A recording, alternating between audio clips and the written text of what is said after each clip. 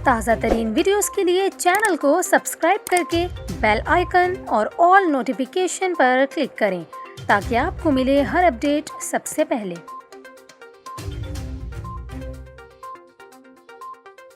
और अभी आपको बताएं, सिंध में शदीद बारिशों और सैलाब की तबाहकारियां जारी हैं और बड़े पैमाने पर जानी व माली नुकसान की रिपोर्ट सामने आ रही हैं। मटियारी की करार झील का पानी भिटशा शहर में दाखिल हो गया। सड़कों और गलियों में कई फीट पानी जमा होने से मटियारी में 400 से ज्यादा कच्चे मकानात गिर गए, जबकि मुतासरीन कौमी शाहरा पर झोंपड़ियां बनाकर बैठ गए। पड़ीदन की नुसरत कैनाल में भी पानी की सतह बुलंद होना शुरू हो गई, जबकि खैरपुर में सैलाबी रेलों ने हिफाजती बंदों में कटाव डाल दिया है और शहर में जगह जगह 2 से 3 फीट पानी जमा हो गया है। नवाब शाह के करीब नाले में शगाफ पड़ने से दर्जनों आबादियां डूब गई हैं और बदीन में राब्ता पुल ज़ेर-ए-आब आ गया है। दूसरी जानिब दादू की तहसील जोही, खैरपुर, नाथन शाह में तूफ़ानी बारिशों के बाइस मुतादिद कच्चे मकानात गिर गए हैं। हैदराबाद, ठट्ठा, बदीन, मीरपुर खास और दीगर शहरों में भी निज़ाम ज़िंदगी शदीद मुतासिर है, जबकि सांगड़ में कई फीट पानी में चलकर लोग मरीजों को चारपाइयों पर डालकर अस्पताल पहुंचाने पर मजबूर हो गए हैं।